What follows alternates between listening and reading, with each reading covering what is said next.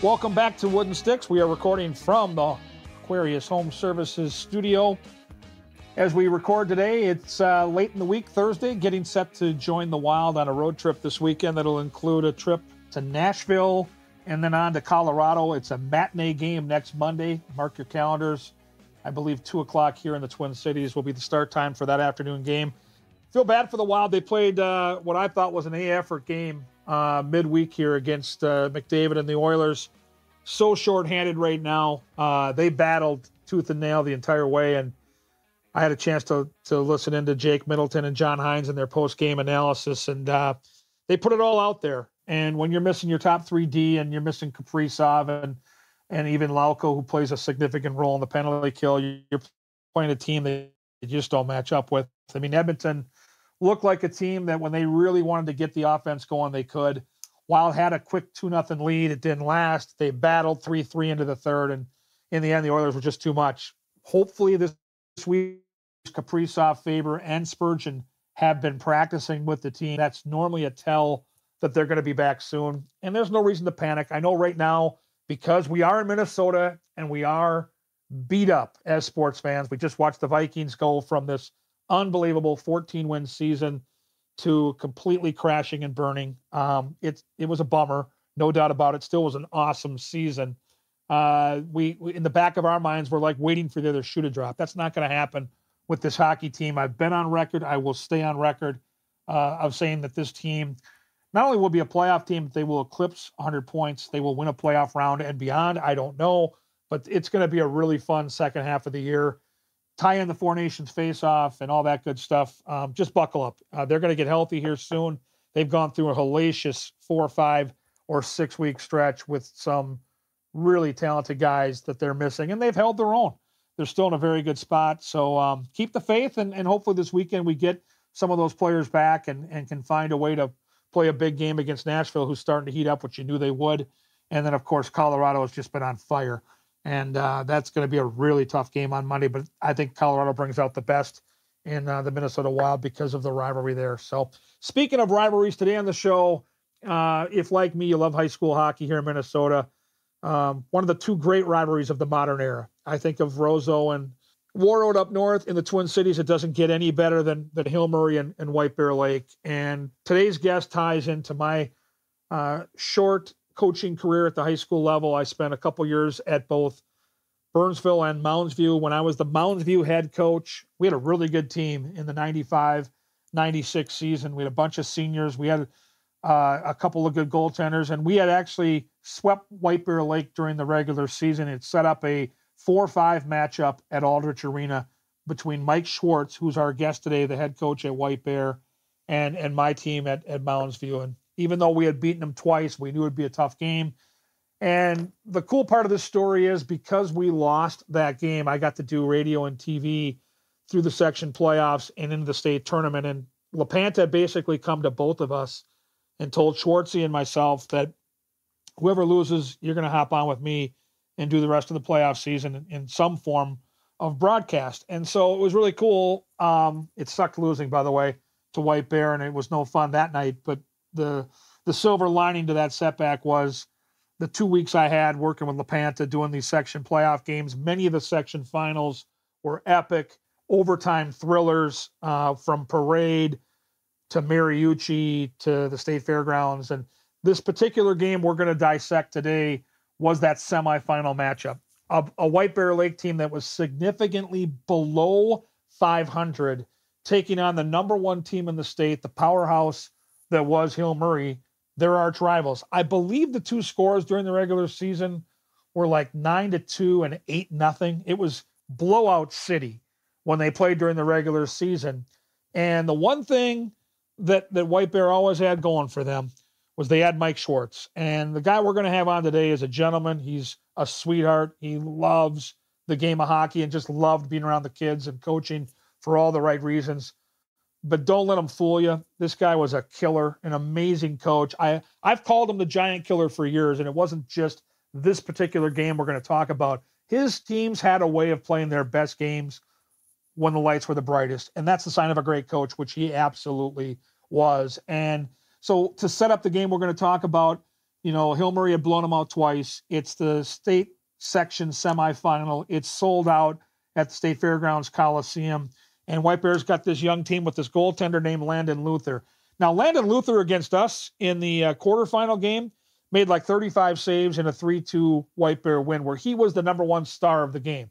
When the teams left the ice and they were picking the 3 stars, he's the guy that won the game, but he wasn't the only reason. White Bear had some great players and made some plays in that game. They win 3-2. Fine. I'm going to tell you right now, you can look decade after decade after decade. I don't care what the matchup is. You'll be hard-pressed to find a better performance in goal than what we were treated to in that semifinal with Landon Luther facing Hill Murray. 50-plus saves, point-blank chances, breakaways. This kid saw it all. And somehow, some way, Schwartz and White Bear would hang in there, take these body blows, take these punches, and get the game to overtime. And we're going to let Schwartzy today on the show paint the entire picture and tell the backstory. It's one of the greatest games in the history of high school hockey. And ironically, when they get to the tournament, spoiler alert, they end up beating Hill Murray. They end up validating that win by upsetting Roseville, who's the 2 seed, in the section final at Mariucci. And in typical White Bear fashion, and Schwartzy, I know you're listening, I'm sorry, but White Bear, when they get to the state tournament, year in, year out, they come up short. They get beat. They go to the consolation. But the other bracket featured, yes, Duluth East and Apple Valley. And in that semifinal Friday night, arguably the greatest high school hockey game that we've ever seen, the 5 overtime thriller. Larry Hendrickson, Darby's dad, behind the bench. Mike Randolph on the side of the Hounds. Just an unbelievable spectacle that night. And to Apple Valley's credit, a lot like Schwartzy's White Bear Lake Bears, off that emotional high, off that overtime thriller, they come back and beat the Cake Eaters Edina in the state championship. And we were all, even us Burnsville folks, we're all fans of Apple Valley on that particular night. There aren't many nights when you can get a group of people from Burnsville to cheer for Apple Valley, but off that epic game in a championship game against the Cake Eaters, we were all brown and gold that night. It was pretty cool. So high school hockey gets the billing today. It's going to be a great conversation, and that's coming up very, very soon. Speaking of Hill Murray, one of my dear friends, John Schwartz, is a former Hill Murray Pioneer, and he's part of the Minnesota Masonic Charities, the Cancer Center, the Children's Hospital, the Masonic Home in Bloomington, where he offices. A few examples of the important work that John Schwartz and the Freemasons do support here in Minnesota.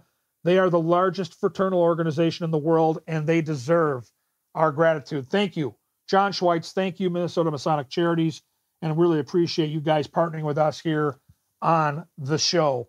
Also want to thank my guy, Andrew Height, the White Dog. If you have anybody that wants to put their business on our show, we've got a new sponsor coming in the next couple of weeks from downtown Minneapolis. We're excited about them. We want to elevate your spot or your family member spot too. All you have to do is email this White Dog guy, AHEYDT @talknorth.com. Speaking of great partnerships, let's hear from OnX Maps. We've told you about OnX Hunt. Now let me tell you about OnX Fish. Ice fishing is here, and it's time to hit the frozen water with OnX Fish. The Fish app is the most comprehensive fishing tool for increasing your confidence on ice. Use OnX Fish to find new places to fish and sort lakes by species, abundance, trophy, and keeper potentials. OnX Fish also shows you hot spots, lake-by-lake regulations, and private and public land ownership information. For a limited time, download OnX Fish for free in Minnesota and Wisconsin, or go to onxmaps.com/fish to get more information on the app that is changing the game on ice.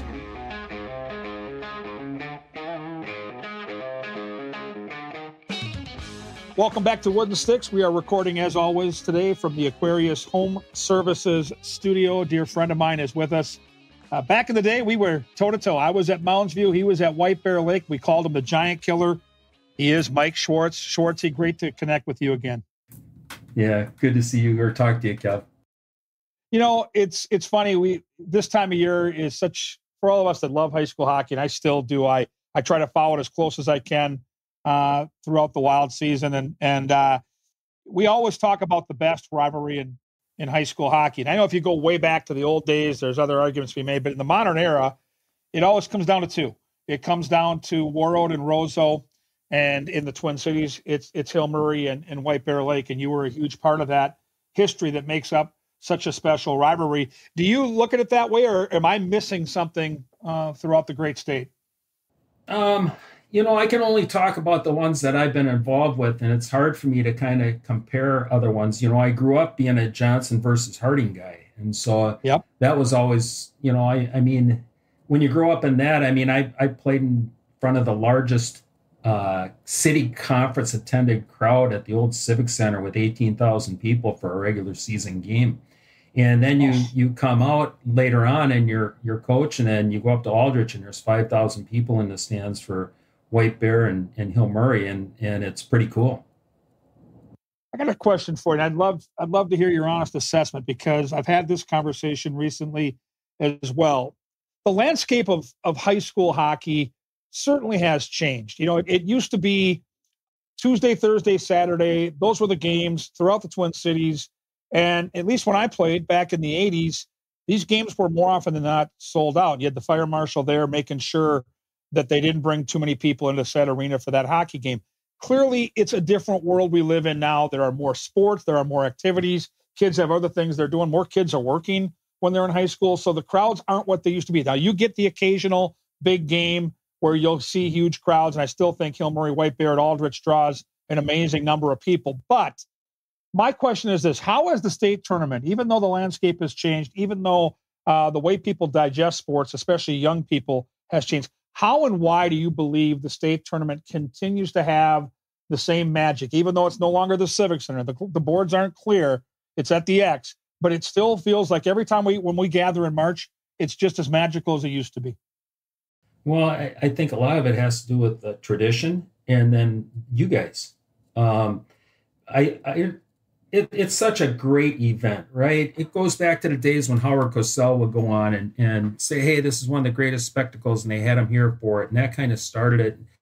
And then the NHL has kind of followed suit a little bit with how they started to do special things around the marketing process. And then the Minnesota High School League kind of jumped in and said, hey, listen, we got a golden goose here. We better make sure we take care of it.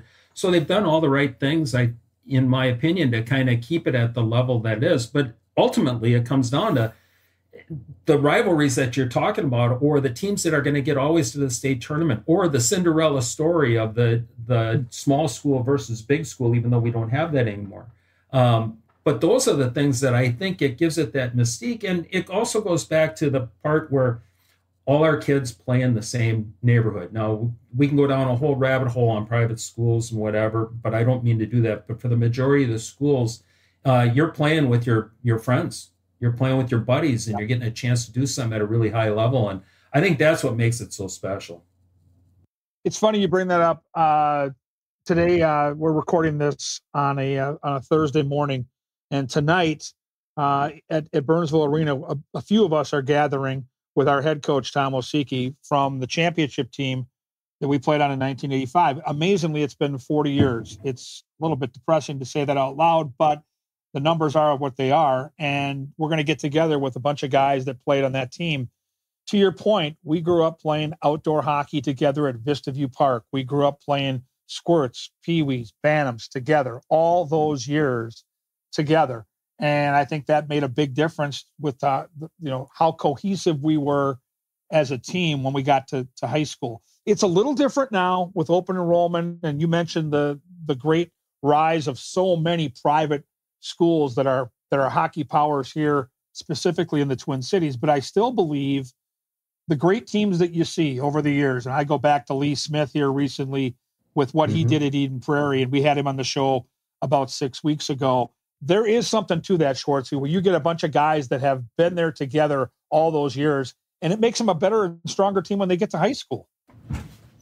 Yeah, I used to, before I came to White Bear, I was at Johnson, and then I did the USHL, and I got a big argument with Dave Tyler, who was the head of the USHL back then, and they were just starting to come after the high school kids in the state of Minnesota. And I said, Dave, I says, here, we got a problem. I says, you can't pull that kid out of that community. in Minnesota. You might be able to do it in Detroit or some of those other communities where they're all playing for these travel rosters and whatever. But those kids, you got to really look at them. I says, if you were to pull Brian Bonin out of White Bear Lake, what would that do to the community? It would devastate it. Even a better one, I said, if you were to take Gino Geyer out of Coleraine Greenway, he's the quarterback of the football team. He's the star center on the hockey team. He's the starting pitcher on the baseball team. Oh, by the way, did I also tell you he's a student class president? You pull a kid like that out of a community, it changes the community. You can't afford, communities can't afford to have these kids go. There's a great article I was reading in Let's Play Hockey about the kids who are staying, and I think, God bless you guys. Congrats to you. Life's too short. You're going to get plenty of pushing to go on here. So I kind of don't want to ramble about that whole scenario, but to all the guys who are staying, I don't think anybody who stayed had any regrets.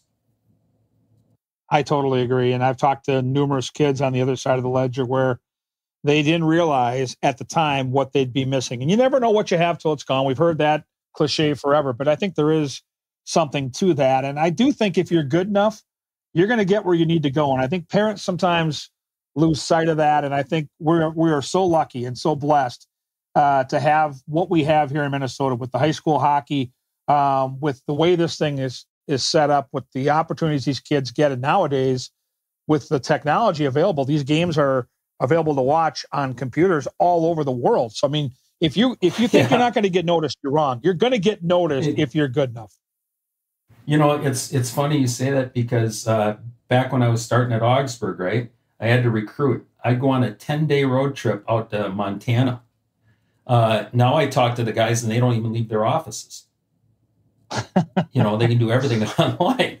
And I'm like, well, I just can't comprehend that, right? And so, you know, technology is great. But as we stated before we got on here, I'm old school. I have a hard time with the technology.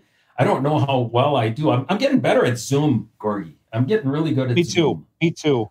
And I'm starting to like it, but I don't mind it. I'll prefer texting over calling. I'll prefer Zoom over gathering somewhere like in a coffee shop, just because it's so much easier and it's convenient. And I think the pandemic changed a lot of us older guys. Like we're let's just say we're over 50. Right? A lot of us had no idea. When I first started during the pandemic to try to continue to do stuff, I had to learn a whole new way of doing it. My daughters were helping me. But I think now we're all better for it. And it's the silver lining of having gone through, COVID and all that whole thing, because we got better at technology. Yeah. The good or the bad of that is now I don't ever leave my office. Yeah, there's something to that too. You know, I get that. No, I know. Here's the other good thing. So, you know, I do the financial planning stuff, right? And so when I used to go to young families' houses, the kids were all over the map. I mean, unbelievably all over the map. And parents are in the meeting, out of the meeting, in the meeting, chasing their kids or whatever. As soon as you put me on that little computer screen, I can't tell you how polite those kids were sitting on mom and dad's lap. And I got more done because they thought they were watching TV and somebody was talking to them through the screen. Unbelievable how that all changed. I got more accomplished through Zoom than I ever did in meetings at their houses. So that's crazy. That is just crazy. Well, we've mentioned our age, so we clearly have a history. And I think for people that don't know, it was almost 30 years ago, Schwartzy, when you were the head coach at White Bear Lake. I was the head coach at Mounds View, and our mutual friend, we call him the Panther, Anthony LaPanta, was doing KABL. And I think it's a great story, right? Like Anthony's one of 30 TV play-by-play guys in the National Hockey League. He's reached the pinnacle, the top of the mountain. But, you know, back then he was doing local access cable. And so you and I are I don't know how he made any money.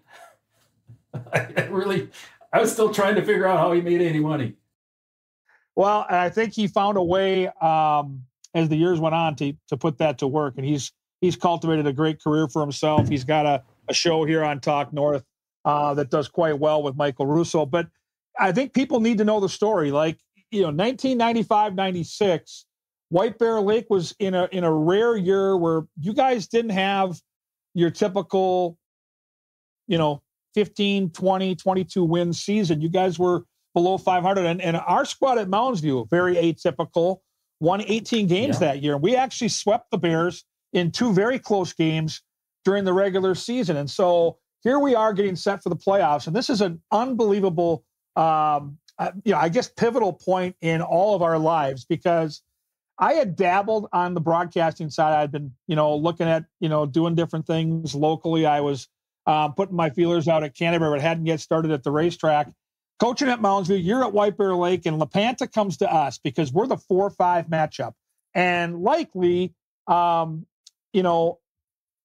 Murray's waiting in the wings as the number 1 team in the state to take on the winner of this matchup in our section. And so he comes to us, Schwartzy, and says, here's the deal. Whoever loses this 4-5 matchup, I need you to join me for the rest of the section playoffs and into the tournament doing color commentary. And it's going to be a little bit of TV. It's going to be a little bit of radio. And I think both of us, being the competitors we were at the time, just kind of blew them off, because we're not thinking about losing a hockey game. We're thinking about how the hell we're going to beat Hill Murray once we get through this first game. How do you remember it? Well, first off, let's do a shout out to Tarmo Kubitz. Right? Yes. Because Tarmo was with Anthony before, and with him leaving, that opened the door for you and I to do some games with Anthony prior to this game, right? And so for sure, there was distinctive stuff. So kudos to Tarmo, and what he had a cult following with him, right? It was great. The other part that you're being way too kind with Anthony on is he was really ticked off. He was not a happy camper when he had that conversation with us. He was not happy about doing the game by himself. And no, he was so that not. was kind of the setup for it. Well, and I remember vividly playing you guys. I remember the game, and I thought we matched up really well with you guys this particular year.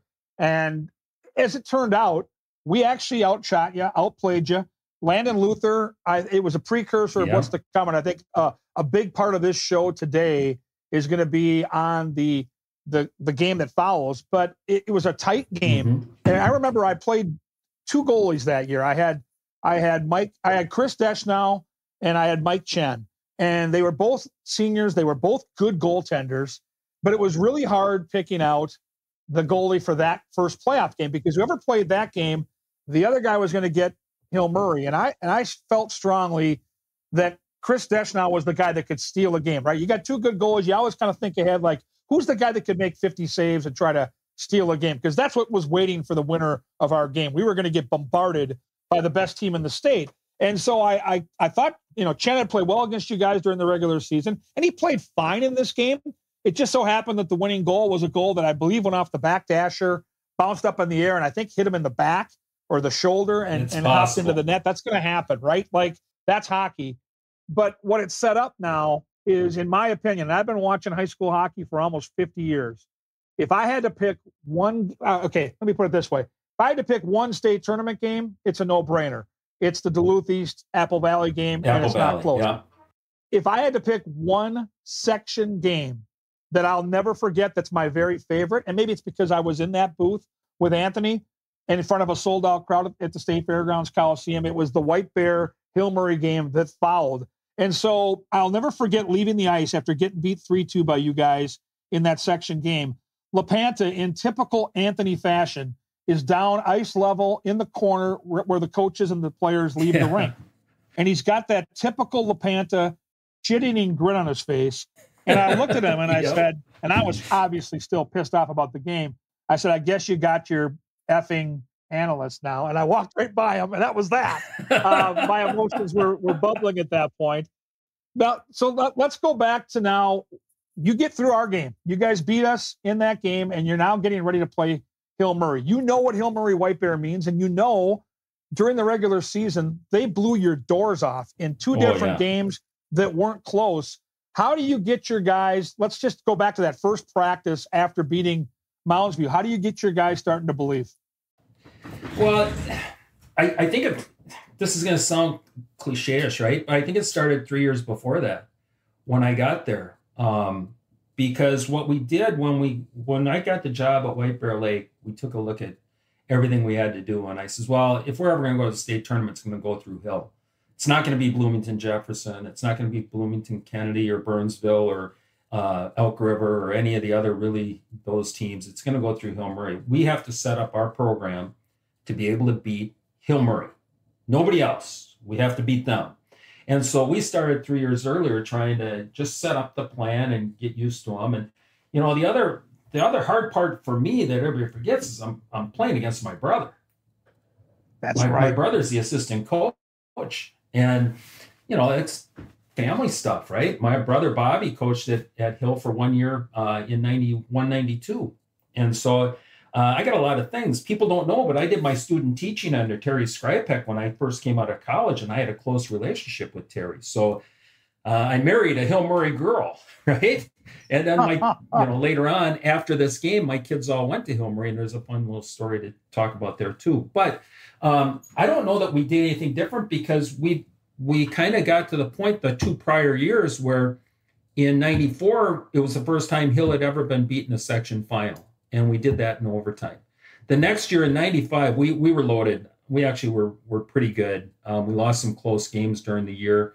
Both years we ran into, the typical White Bear Lake first round trouble, right? We had the Ryan Kraft Cullen show against Moorhead in 94, and then we ran into the Mayo kids in 95. And but the thing that's kind of through that is it led to this team going, listen, we know we're young, but we're just going to have to keep plugging away. And so we were very, very young, and we had a theme that year. Every year we had a theme, and that one was you got to earn it. Nobody's going to give you anything, and nobody's going to feel sorry for you because of what we had done the previous 2 years. So if you want stuff, we know we're going to have to develop through the course of the year, but you got to earn it. And we just stayed with the theme. And you and I had a conversation yesterday about just I always felt like I've been lucky, right? And every now and then somewhere somebody flips that switch and I get a little lucky. And I think we got big time lucky in that game against Hill Murray. So depending upon who you talk to, whether you talk to the Godbout boys or Nate Maurer or Timmy Fox or any of the other, my brother, that game was bizarre because the way I recall it, there was at least 3 2-on-0s that Hill Murray had, and they didn't get a shot on goal. Yep. I do remember. I mean, it was bizarre. It was a bizarre game. And it's like, well, we just dodged another bullet there. And so what did that do? Well, that's kept telling us, hey, guys, they're not on. They're not on. We got a chance. Here we go, right? And so we would use that to our advantage, not that we broke down and go, what the heck are we doing? It's like, nope, they're not on. We got a chance. It happened again. It happened in 94 that same way because I remember Jason Godbout had the puck labeled and he missed the net. And we came back and said, hey, we got a chance. Their good guys are off. We did the same thing with this one. When they missed those chances, we turned around and said, hey, listen, their good guys are off. Here we go. Let's go. Stay at it. So, and you have to give your guys a reason to believe. You'd been blown out a couple times. Everybody in the state knew, and Steve Rollick was the coach of this unbelievable team. And Steve's a great coach. He's at Ohio State now. And they had talent up and down the roster. But the only way you're going to get it done is to have a game in goal. It's amazing to me, the parallels, because I remember on the broadcast, LaPanta had brought a book with, it was a section doubleheader, and you guys were the second game that night, and he had a book with him on the Miracle on Ice team, and we were talking about this game in particular, and I was making a case that okay, maybe we'll see a good game, maybe it might be close, and we kind of chuckled because on paper it looked like a 6 or 7-0 game, and I remember at the end of the game when you guys score the game-winning goal, I think it's Rode in overtime, I said, do you believe in miracles now? Because there were so many parallels between this White Bear team and the Miracle on Ice team, the blowout leading up to it, the rivalry, right? I mean, the hatred between Russia and the U.S., obviously, the hatred between Hill Murray and White Bear Lake, it's storied, it's awesome, it's what makes this rivalry so great. And then the fact is, this is a semifinal. You guys had to come back after this unbelievably emotional and huge win, and you had to validate that with a section final win. So within this game, Jim Craig is Landon Luther. Landon Luther is Jim Craig. Yeah, we had another senior, Dave Nowoni, and we were kind of going back and forth. And Landon had the edge. We're very similar to what you were talking about with your goaltending situation. But Landon was the younger one, and David was the senior, but Landon, he just had that little extra, right? And so we went with him, and they goalies have weird superstitions, right? I asked Landon one time what his was, and he says, "Well, I light candles in my window at night, and how many candles are left lit in the morning, that's how many goals I'm giving up." So it's kind of, I think he didn't tell me that night, nor did I ask him how many candles were still lit. But they're a little quirky, you're one, I mean. Well, you have to. Everybody's be, right? a little bit different, right? To be that guy, there's a lot of pressure that goes with it. You get way too much credit when you win. You get way too much blame when you lose. But clearly, he had played so well in that game against us. I vividly remember in the first game in the section playoffs how sharp he looked in that game. So I think he probably made your decision for you, whether you would know it or not, with how great he was against us. But the level of play that he brought to the table in that arena, and again, this is the State Fairgrounds Coliseum at its very best, like packed to the gills, and both bands there, the electricity in the air. It was an amazing night of hockey. And then for all of us that were there just to watch it or broadcast it as fans of the game, we were just hoping against all hope that White Bear would hang in there. So now take us in that locker room after the first period, after the second period, after regulation. What was the personality of your team? What were those conversations like to keep the belief going? Well, it was kind of simple because, I know we all say things and whatever, and they sound so cliche-ish, right? But we've been building for it for the year. Guys, this is the moment, right? Here it is. Now you got an opportunity. You get it. You call it the Dragon Slayer, the whatever, and we just say, hey, this is an opportunity, right? This is the you all play for this opportunity, get to this chance. You have a chance. You don't want to put anything negative in their mind. I didn't want to say don't waste it. I didn't want to say go to your effing graves because it wasn't like that, right? Right. This was a very, very young team. We did have two kids on the team, though, that were 3-time state tourney goers in Luke Simonson and Jeff Rose. And Jeff Rose had been a forward for us all the way through, and we had moved him back to D that year. And then we had really good freshmen and sophomores, right? That was when Sean Rode came through, first Phantom I've ever taken in my career. What a player. And then we had Tony Lawrence, who ended up going to Air Force. Brendan Connolly ended up at Air Force. Timmy Olson, who played with us. Those were the guys that kind of moved on after. But they were really, really good players. And, it just took them time to grow into the level of play, right? Of playing at that level. And they got there. And, there were still sophomores, all right? There were still sophomores and freshmen, and there's things that are there. But somebody asked me one time in all the years I coached, who was the best goal scorer I ever had? And to this day, I'm not going to waver, and I am going to say I had him only 1 year, and it was Sean Rode. Yep. Now, he was totally different from his brother. His brother was effortless, skater, great playmaker, could shoot, tough, solid, drafted 38th overall when he graduated high school. Sean was a little like a water bug, right? He was small, but he was really good in tight corners. But man, when you put him near that net, that puck ended up in the back of it every single time. And he had 2 goals in that game for us, including the game. Well, take us through the game-winning goal. Take us through your vantage point, what you remember, because I got to tell you, I can still remember almost in slow motion that play developing because you guys weren't getting that many chances. I mean, Landon Luther faced 50 plus shots. Turnover. Exactly. So what do you remember about the plays that developed? So I probably remember it more because I've watched it more on video than I do remembering it from the bench. But I do remember I came out of the zone, and it was Mike Nelson and Sean Rode, and they were coming in on a 2-on-1 after a quick change turnover right at the red line. And it just went the other way so fast because Hill was on the move. It's overtime. They're on the move. They're coming after us, and they want to end it quick. And it just went the other way. And, I actually have the video queued up here for you to listen to your call if you want. Yes. And yes. But it'll take me a minute to kind of get there. But you kind of get there, and it's like, wow, what just happened? It was shocking. Because as much as we want to believe in our kids, I'd be lying to you if I said we were going to get through that game. I'd be lying to you. For sure. I had no idea we were going to get through that, right?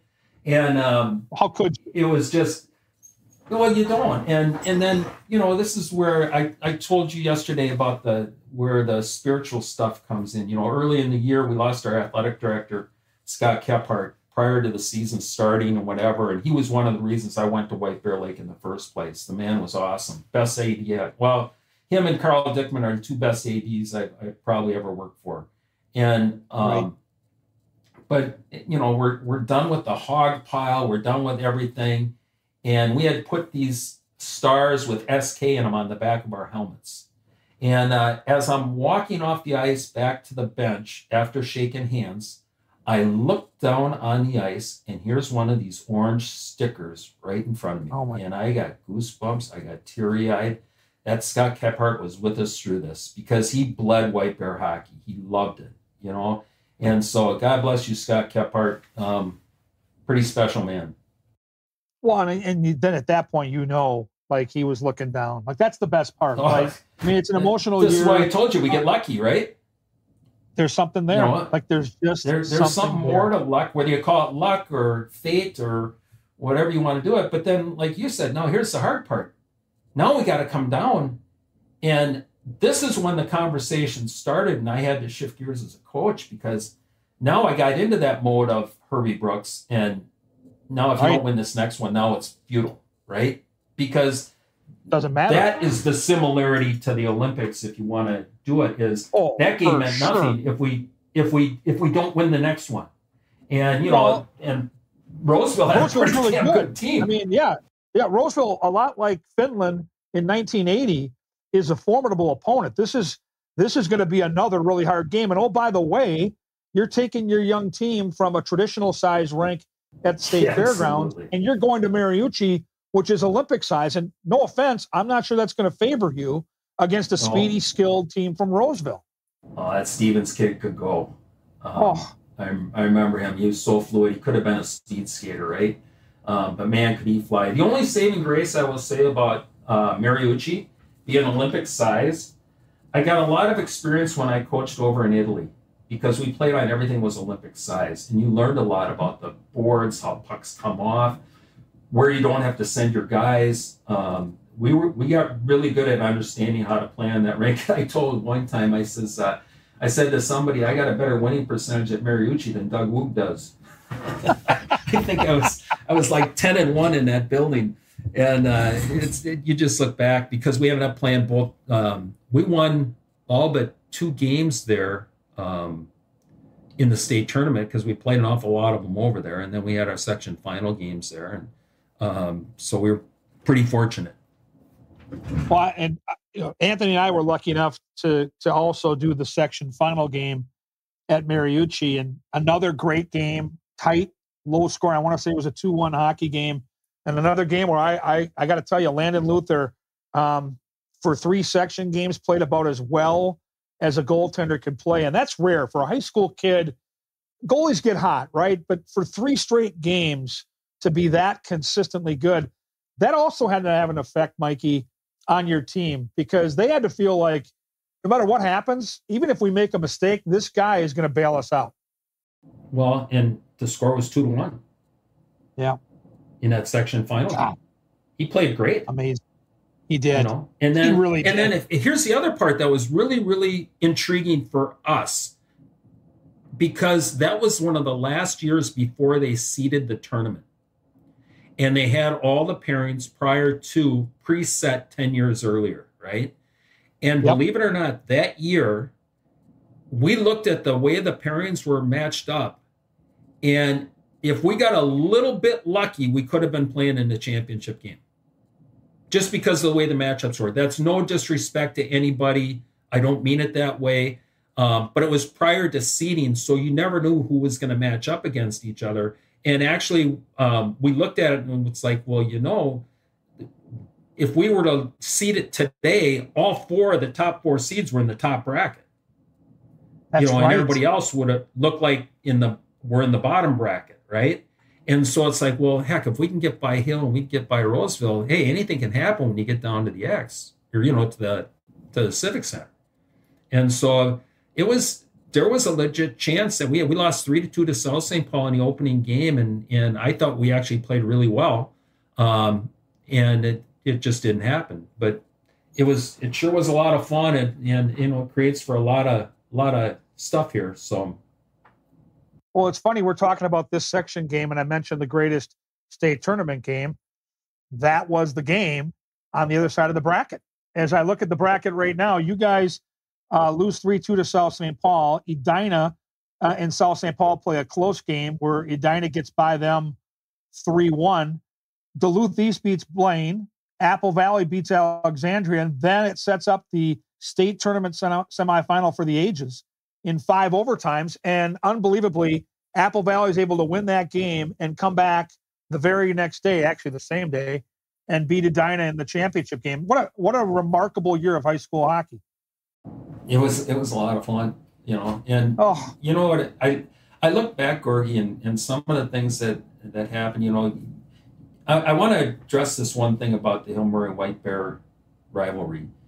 Everybody uses the H word, right? The hate. And I think we got to kind of pull it out of our vocabulary, because some of the funnest things of that rivalry happened because of the other team, right? And because of the things where I got to go against my brother. The other part nobody knows is Steve Rollick grew up 8 houses up the block from us, right? Him and my brother played hockey all the way through. I did not know this. Together this. at Hill.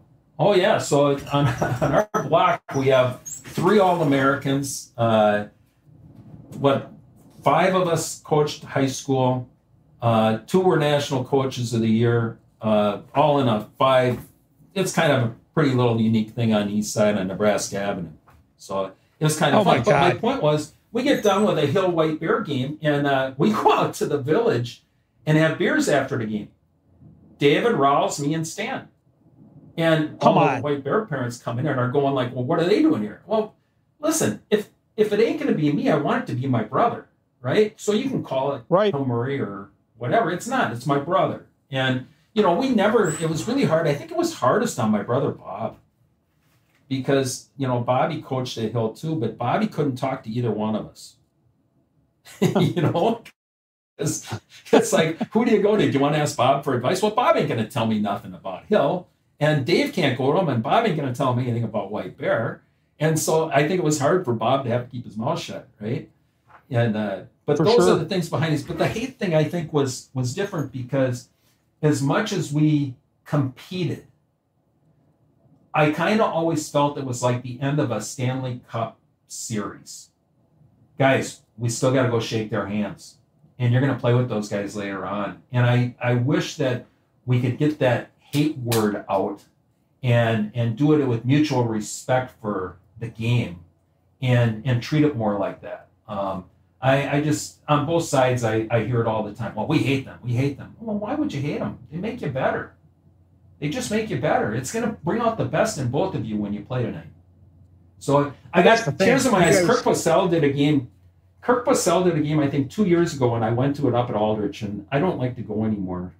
It's too crowded, and it's just harder for me. But Kirk Purcell had me in tears in my eyes when he stopped the game when there was a winner, and they're going to do the medals.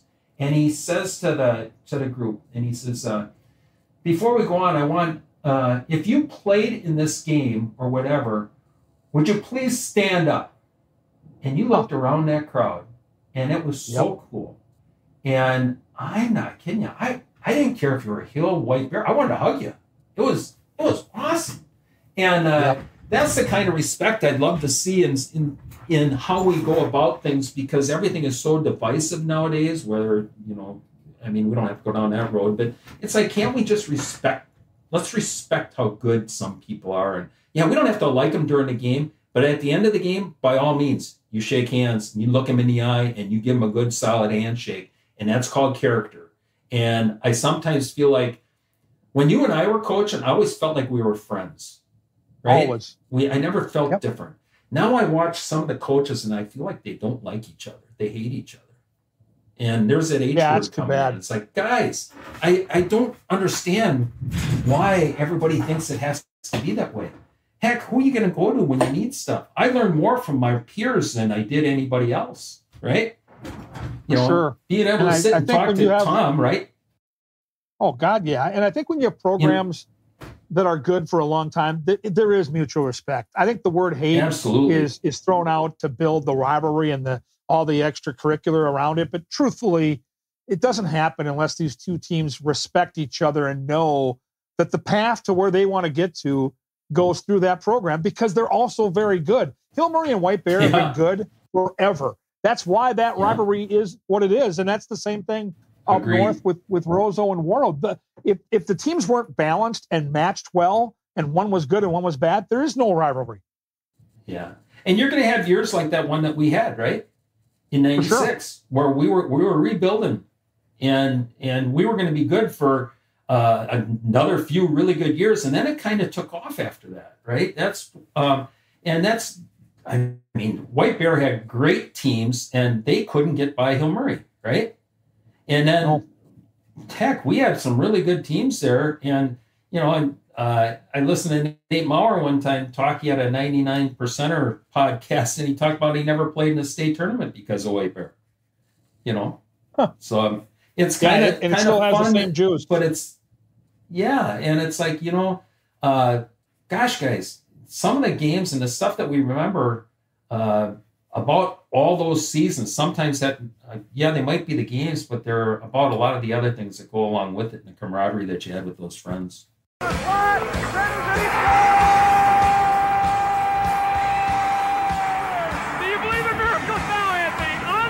Yeah, it still gives me goosebumps to hear the call and to hear the Panther on that call, knowing he's the voice of the Wild now.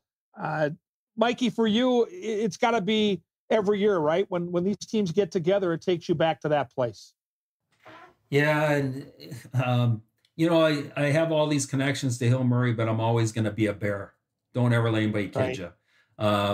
You know, it's here's the funny part about all this stuff is when my kids went to Hill Murray, Mike Johnson players going, "Coach, really?"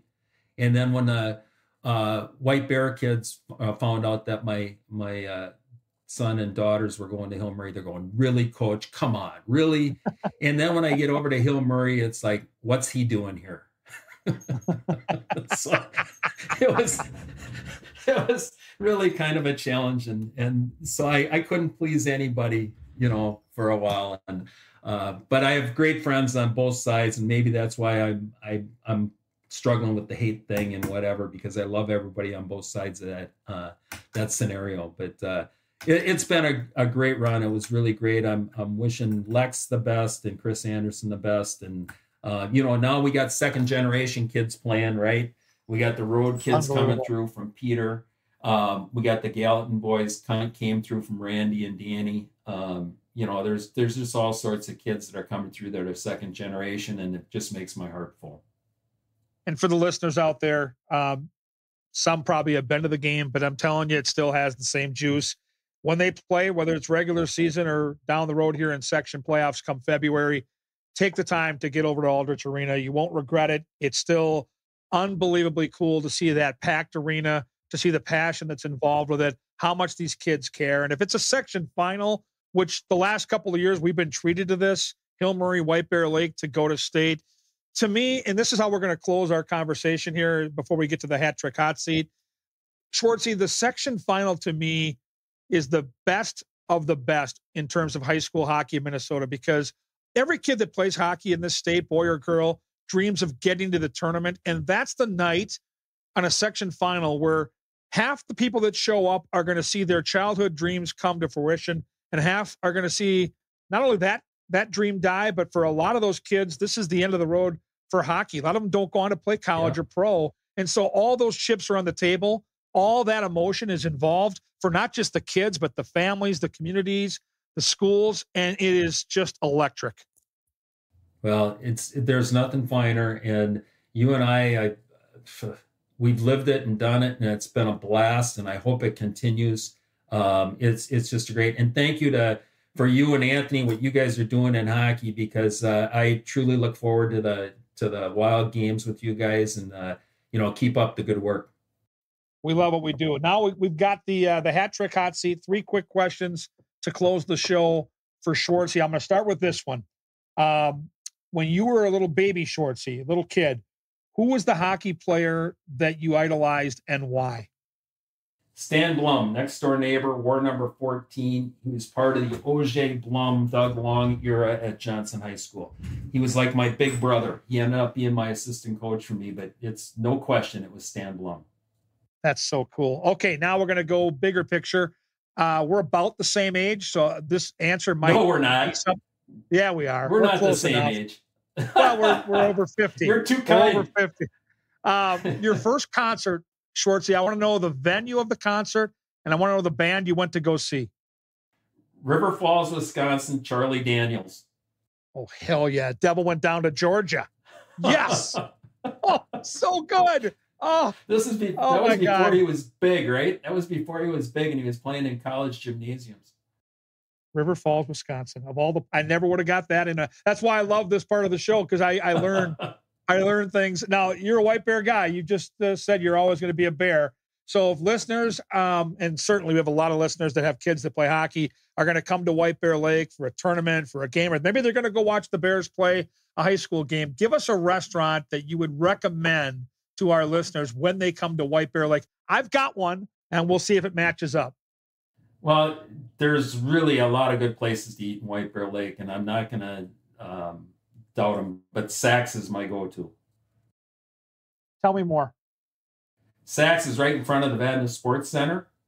It's right there, but I'm still playing hockey. I still go to Vadnais to skate on Friday mornings, but we always stop in and see Al and Dave at Saks, and any meetings we have out in White Bear Lake or whatever, we always do them at Saks.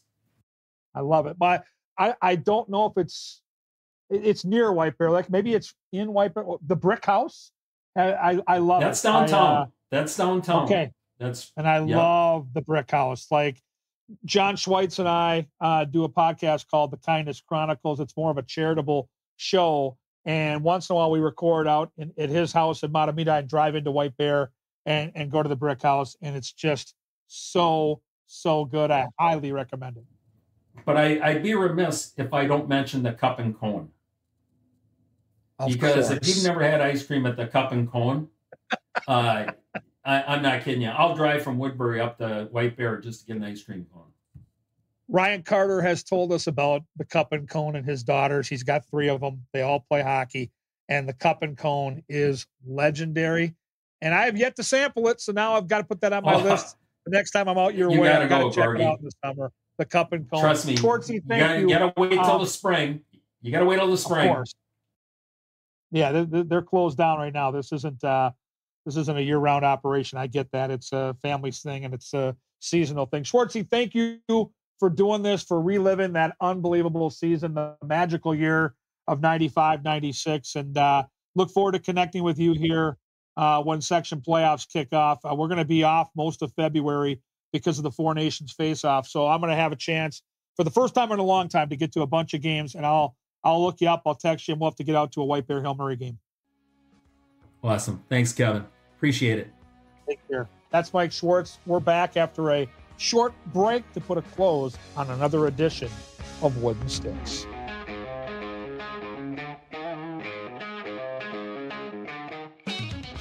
All right, back to close the show here on Wooden Sticks. I hope to have a guest next week that can tie into Hockey Day Minnesota. We are now, as you listen to this, just a little over a week away from the big celebration that will be at Valley Fair in Shakopee, Minnesota. So excited to be a part of the broadcast. You're going to get Anthony LaPanta, Ryan Carter, and myself for the 8:30 a.m. game that features Eden Prairie and Hibbing on Saturday the 25th. Then we're going to segue into Division I women's college hockey We get the great Jamie Hirsch and Gigi Marvin in the booth. I'll be down doing the sideline work between the benches. It's Bemidji State and the Golden Gophers, coached by Brad Frost. And then for all the folks in Shakopee, the crescendo of the outdoor games. Shakopee's got a hell of a team, too, by the way. Maple Grove, the Crimson, at Shakopee, at Valley Fair, in front of a jam-packed crowd. Rides are going to be going on. I think 5 or 6 rides are going to be available. Party all day long. Wild game that night at 6 o'clock against Calgary.